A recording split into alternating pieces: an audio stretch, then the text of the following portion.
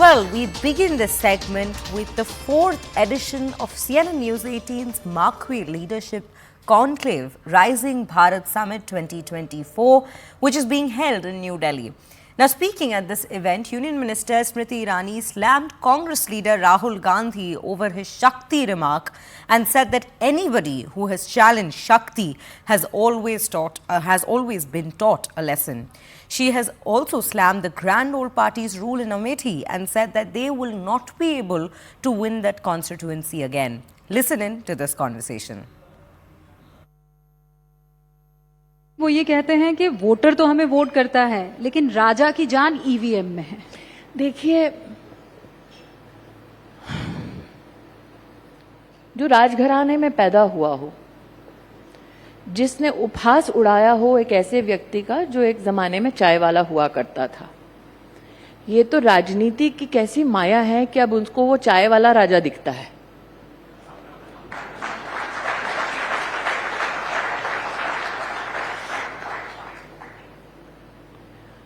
अब जितना मैंने राहुल गांधी को सार्वजनिक रूप से सुना है, कई चीजों में उन्होंने क्लैरिफिकेशन दी है। मैं एक क्लैरिफिकेशन बात मांगती हूं। इलेक्शन कमीशन ऑफ इंडिया ने बार बार घोषणा की सार्वजनिक की, आइए टेस्ट कीजिए। क्या एक बार राहुल गांधी गए? बड़ा आसान है तोहमत लगाना, लेकिन आप किस पे तोहमत लगा रहे हैं? लोकतंत्र पर। आप लोगों की चॉइस पर तोहमत लगा रहे हैं, इलेक्शन कमीशन पर तोहमत लगा रहे हैं, और आपको लगता है पूरा ब्रह्मांड, पूरी कायनात इस जद्दोजहद में लगी है कि मोदी को प्रधानमंत्री बना दो। जद्दोजहद ये वोटर की है, क्योंकि वोटर ने 10 वर्ष की अवधि में मोदी को हर वचन की पूर्ति करते हुए देखा है। मैं अपना ही अगर लोकसभा क्षेत्र ले लूं, जहां पर 50 साल गांधी खानदान का राज रहा, 15 साल राहुल गांधी सतत वहां पर सत्ता में बने रहे, रूबिका जी, वहां पर 1,09,000 परिवारों के घर तो पिछले 5 साल में बने हैं। 4 लाख परिवारों को पहली बार जीवन में टॉयलेट मिला है। जहां 50 साल उनका खानदान रहा, अगर आप एक घर में मात्र 4 लोग गिन ले, 16 लाख लोगों के पास 25 लाख की आबादी में तो टॉयलेट नहीं दे पाया था ये खानदान, और ये ईवीएम पे शक कर रहे हैं। स्मृति जी, आपने कहा कि मरते दम तक, ये आपका अगर बयान सही है, मैं वहां गांधी परिवार को अमेठी में जीतने नहीं दूंगी। और ऐसा लगता है कि मेरा प्रकोप ऐसा है इस वचन का कि रायबरेली से भी गायब हो गए हैं। पर आप ये भी मानेंगे? नहीं, पर लेकिन ये ऐसी भावना क्यों? ये गुस्से की है, ये बदले की है, ये द्वेष की है? ऐसा है, मैं ऐसी भावना इसलिए कह रही हूँ रूबिका जी, अगर आपने 4 लाख गरीब औरतों को अंधेरे तलाशते हुए देखे हो कि वो खुले में शौच कर सके उस इलाके में जहां 50 साल इस खानदान ने राज किया हो, आपको भी उतना ही गुस्सा आएगा जितना कि मुझे। अगर आपने 3 लाख लोगों को घर में बिना स्वच्छ पानी के जीते देखा उस इलाके में जो प्रधानमंत्री चुन के देते थे, तो आपको भी कहीं ना कहीं ये मन में कोलाहल होता होगा जैसा मुझे होता है। अगर आपने 4 लाख लोगों को बिना छत के देखा हो, आप जानते हैं जहां 50 साल गांधी खानदान का राज रहा, राहुल गांधी 15 साल वहां पर अपनी सत्ता जमा कर बैठे थे, 10 साल उनकी माताजी यूपीए की अध्यक्ष थी, उनके मित्र अखिलेश जी की सरकार उत्तर प्रदेश में थी। आपको पता है कि कलेक्टर के ऑफिस का शिलान्यास अमित शाह ने आकर किया। वहां पर पहला सीटी स्कैन का मशीन मोदी सरकार लाई, पहला डायलिसिस का सेंटर मोदी सरकार लाई, पहला ब्लड बैंक मोदी सरकार लाई, पहला पासपोर्ट का ऑफिस मोदी सरकार लेके आई। ये एक ब्लड बैंक नहीं बना पाए वहां। क्यों नहीं बना पाए? इच्छा नहीं थी, क्योंकि जब तक लोग इनके सामने गिड़गिड़ाते नहीं तब तक इनको वोट मिलता नहीं। आप कल्पना कर सकती हैं कि ये ऐसा खानदान है, इनकी राजनीति ऐसी है कि गरीब को इन मूलभूत सेवाओं से वंचित रखो। ताकत थी, साधन था, प्रोसेस में, पॉलिसी में इनका सहयोग था, चाहते तो कर सकते थे, जानबूझकर नहीं किया। लेकिन आप ये भी मानेंगी कि आपके वहां जाने तक उनको ही अमेठी चुनती थी, उनको ही रायबरेली ऑप्शन नहीं था, शायद ऑप्शन नहीं था टेनेसिटी का। और मैं बता दूं आनंद, ये कोई आसान लड़ाई नहीं है। मैं 2014 में जब पहली बार लड़ने गई थी, मुझे रहने को किसी ने जगह नहीं दी, मुझे सीमेंट के गोदाम के ऊपर एक कमरे में रहना पड़ा, इतना खौफ था उस खानदान का।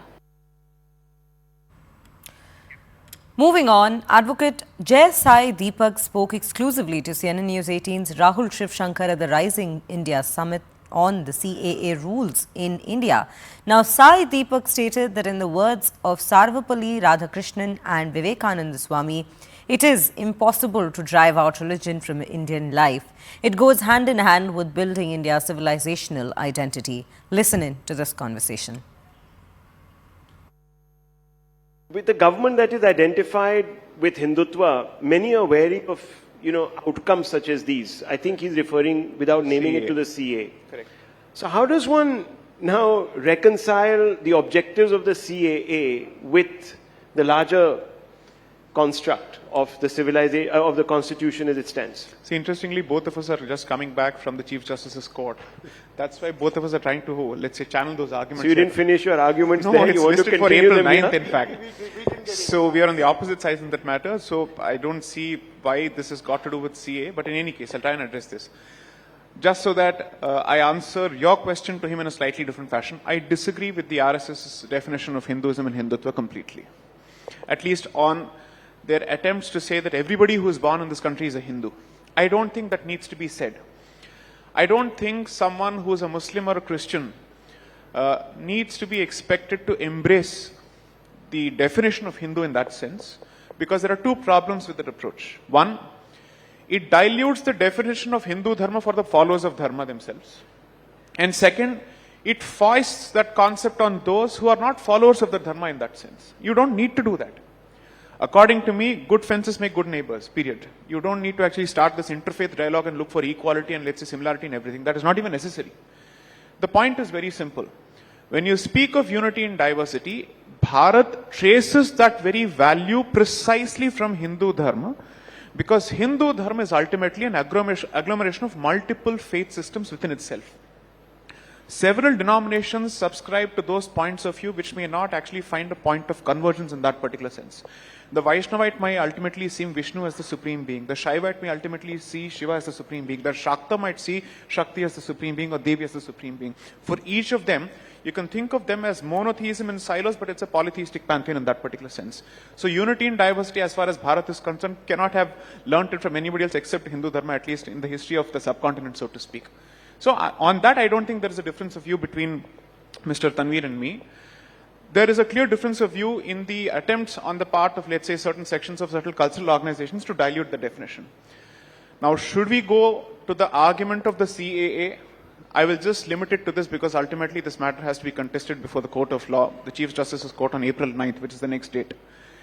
The point is, I don't think that piece of legislation is meant to threaten anybody who lives here as a legitimate citizen of the country, regardless of their faith. Two, I don't think the definition of CAA or the way it is being included as a humanitarian intervention as part of the Citizenship Act has anything to do with the topic here. So let me stick to the topic here. The point is, Bharatiyata ultimately means that your points of loyalty, your points of allegiance are not extraterritorial, and that you choose loyalty to Bharat more than anything else. Now that is easy as far as adherents of Hindu Dharma is concerned, simply because their sacred spaces are here. But if you happen to follow a certain faith system, I'm not saying that it is impossible for a non-Hindu to be loyal to Bharat. I don't think that statement can be made at all, in light of the kind of examples that we have had, right from Sri Arif Muhammad Khan of today to Abdul Kalam of the past. So I don't think those examples are valid.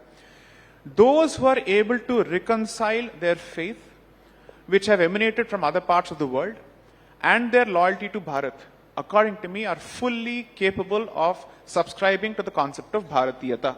I am not going to use religion as the sole and the primary filter to exclude people from the pale of Bharatiyata.